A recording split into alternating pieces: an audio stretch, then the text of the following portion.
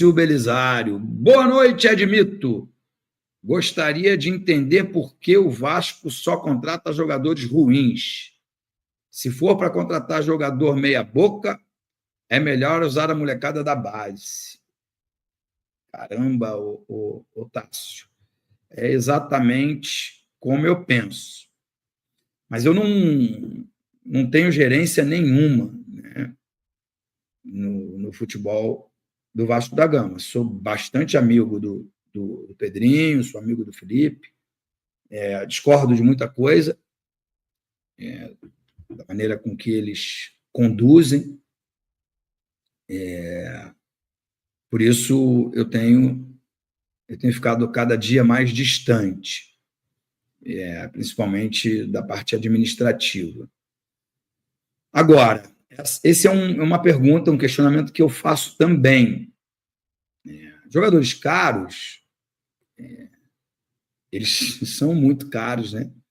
E o Vasco não consegue. Acho que tem que fechar o orçamento, ver quanto que o Vasco vai faturar na próxima temporada. Eu escutei algo em torno de 450 a 500 milhões de reais na temporada de 2025, né? Colocando aí, englobando o dinheiro da televisão, os patrocínios, publicidade estática, sócio-torcedor, enfim, e renda. O Vasco está programado aí para faturar esse valor. Olhando por esse cenário, dá para fazer uma loucura ou outra e contratar um jogador ou outro de peso, de nome, de relevância, para que a gente não fique como está o Tássio Belisário aí reclamando.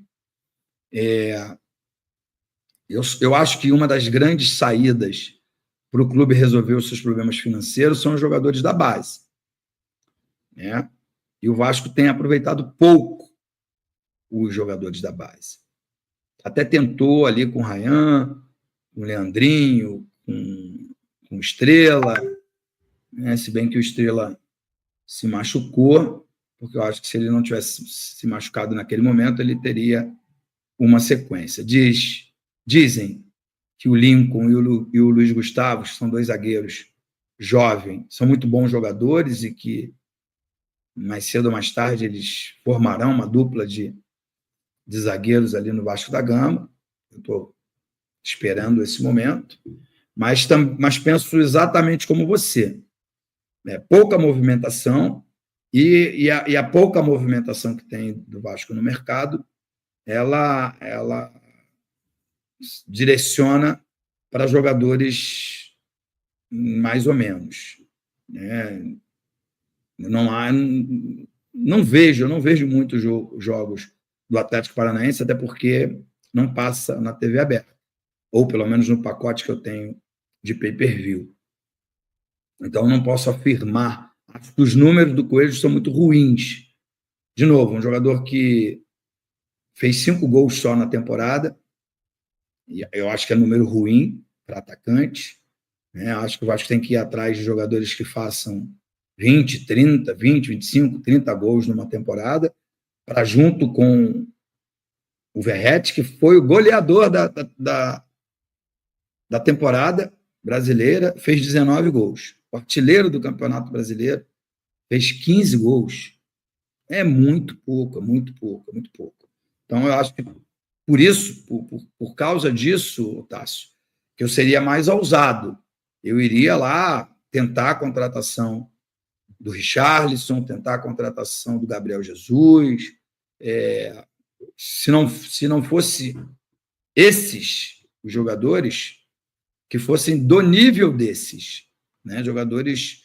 E toda hora algum time se reinventa e consegue uma contratação assim, ó, né? Bombástica, né? O Cruzeiro, o Grêmio com o Bright White, eu acho que é assim que se fala, né? Depois de perder o Soares, é o Corinthians com o Memphis e outros jogadores. O Garro, acho que o Garro é até mais jogador do que do que o Depay. E o Vasco não. O Vasco fica nessa mesmice, procurando jogadores comuns que não acrescentarão, que não farão o Vasco mudar de patamar na temporada de 2025. Mas, enfim. A verdade que veio à tona. Hoje, em entrevista coletiva no CT Carlos Castilho, o presidente Mário Bittencourt do Fluminense falou sobre Verratti ter sido oferecido ao Fluminense por conta através de scouts, e o mesmo veio na sua rede social e declarou toda a verdade. A informação é o seguinte: Verratti desmente, presidente do Fluminense, o centroavante argentino desmentiu rumores vinculados a ele em uma eventual transferência ao Fluminense no meio do ano e também para essa janela. Lembrando que o Vasco vem negociando o aumento do vínculo de contrato com o Verratti, que tem encerramento até o final de 2025. Um detalhe é que o Verratti trouxe na sua rede social a seguinte verdade: como meu empresário acabou de fazer com muito respeito por todas as partes, também quero deixar claro que nem eu e nem meu empresário tivemos contato direto com o presidente, eu ou o scout do Fluminense, nem no meio do ano e nem agora. Nem alguém fez em nosso nome. Se alguém fez em nosso nome, foi sem o nosso consentimento ou aprovação.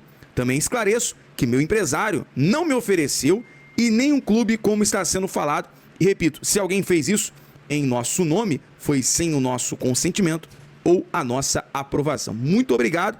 Portanto, Verratti, curtindo aí as suas férias, se não me engano, o Verratti foi para Buenos Aires para curtir as suas férias, está muito bem, feliz e quer permanecer no Vasco. E, claro, além do Vasco precisar trazer um atacante na janela para disputar ali a posição com o Verratti ou ser um segundo centroavante, ter ali mais um nome de ataque, o Verratti é muito importante. Se a gente for frisar os gols que o Verratti fez, pênalti, o cara não erra pênalti, essa é a realidade. Se o Verratti errou um pênalti, foi no máximo 2 na temporada.